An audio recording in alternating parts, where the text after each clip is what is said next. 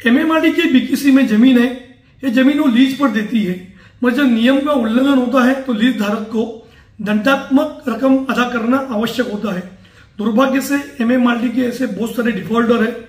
आप नाम सुनेंगे तो आपको अचरज इसलिए होगा कि जो सबसे बड़े उद्योगपति हमारे देश के हैं और जो विश्व के 11वें उद्योगपति है मुकेश अंबानी, उनकी रिलायंस कंपनी ने 4,381 करोड़ रुपए आज तक अदा नहीं किए हैं। उसके बाद नाम आता है रघुरीला बिल्डर्स, उसके 1123 करोड़ रुपए पेंडिंग है।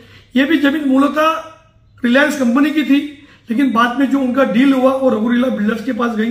बाद में आईएनएस नाम की संस्था है, उसके 181 करोड़ रुपीज बकाया है।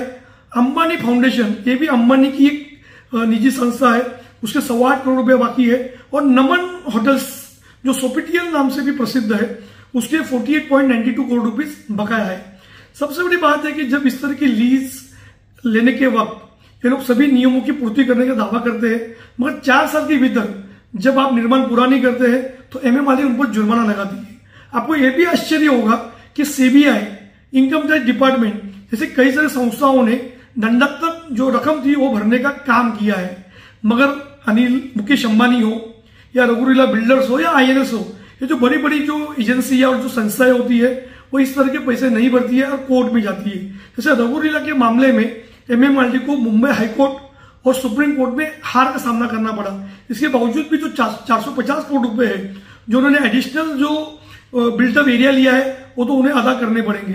सबसे बड़ी बात है कि आज जो मुकेश अंबानी के बेटे की शादी जिस जमीन के मॉल पर हो रही है, जिस जमीन के कन्वेंशन सेंटर में हो रही है, उसी जमीन का 4,381 करोड़ रुपया मुकेश अंबानी की रिलायंस कंपनी ने अदा नहीं किया है। शादी उनका निजी मामला है, पर एक जगह आप करोड़ों और अरबों रुपया शादी पर खर्च करते हैं, पर जो सरकार का जो बकाया है, जो हमारी एमएमआरडी का जो बकाया है, वो क्यों नहीं अदा करते।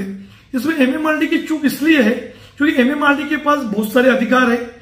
चाहे तो उसकी ओसी को रद्द कर सकते हैं, और एक बार आपने ओसी को रद्द किया तो आप उस संस्थान का इस्तेमाल नहीं कर सकते।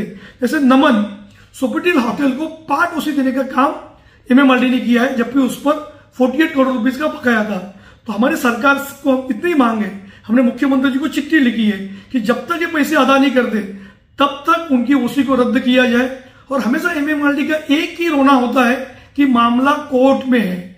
मामला कोर्ट में भी है, इसके बावजूद भी जो वसूली की कार्रवाई है, जो नियम के अनुसार कार्रवाई करने का अधिकार एमएमआरडी के पास है, उस अधिकार को, उनका अधिकार को इस्तेमाल करने की आवश्यकता है।